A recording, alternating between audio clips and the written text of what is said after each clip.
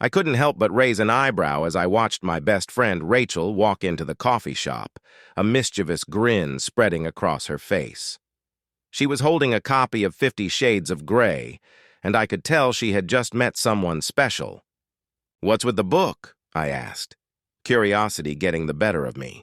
Rachel took a sip of her coffee before launching into the story. I met him at the bookstore. He was browsing through the romance section, and I accidentally knocked over my coffee, spilling it all over his notes. He helped me clean up the mess, and we started talking. I chuckled at the memory. And, Rachel continued, he asked for my number to grab coffee and discuss literature. I gave it to him, but then he texted me a picture of his phone with the number 1-800-555-11234 on the screen. I was like, what does that even mean? But he just said it was a joke, and we could talk more about it later. I laughed at the absurdity of it all. "And did you?" Rachel nodded enthusiastically. "Yes, I did.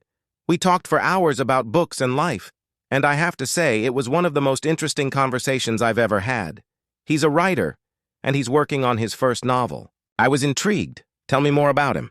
Rachel leaned in, a conspiratorial look on her face. "His name is Alex, and he's charming, witty, and has this amazing sense of humor.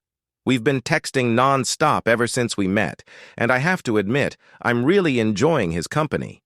As Rachel continued to share her story, it became clear that Alex was no ordinary guy.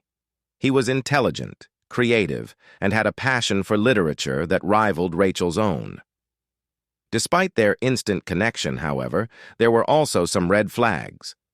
Rachel mentioned that Alex had a tendency to be a bit too intense, and his writing was often dark and brooding. But despite these quirks, she couldn't help but feel drawn to him. As the days turned into weeks, Rachel and Alex's relationship continued to blossom.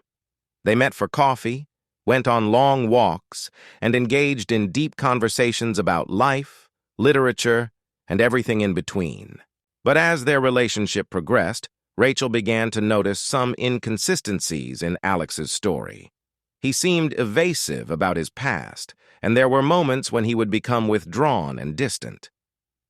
Despite these concerns, Rachel couldn't help but feel a strong connection to Alex. She had never felt this way about anyone before, and she found herself wanting to spend more time with him. One night, as we sat on the beach watching the stars, Alex turned to me and confessed his feelings. "I know I'm not perfect," he said, his voice filled with emotion. "But I feel like I've found my soulmate in you, Rachel, and I don't want to lose that feeling." As I looked at Alex, I saw the sincerity in his eyes. I knew that he was struggling with his own demons, but I also saw the vulnerability and the passion that drove him.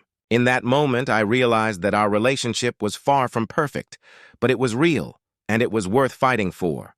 As the months went by, Rachel and Alex's relationship continued to evolve. They faced challenges, of course. There were times when they disagreed, and moments when Alex's intensity became overwhelming. But through it all, they found a way to communicate, to listen to each other, and to work through their differences. And as they did, their love grew stronger, more resilient. In the end, Rachel learned that sometimes it's okay to take a chance on someone who seems a little bit crazy.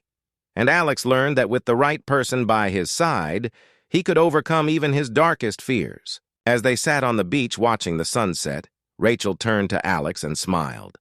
"I swapped my number for 50 Shades of Grey," she said, her voice filled with laughter.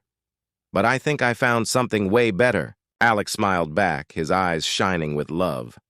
"I'm glad you did," he said, taking her hand in his. And as they sat there holding hands and watching the stars, I knew that their love story was one for the ages.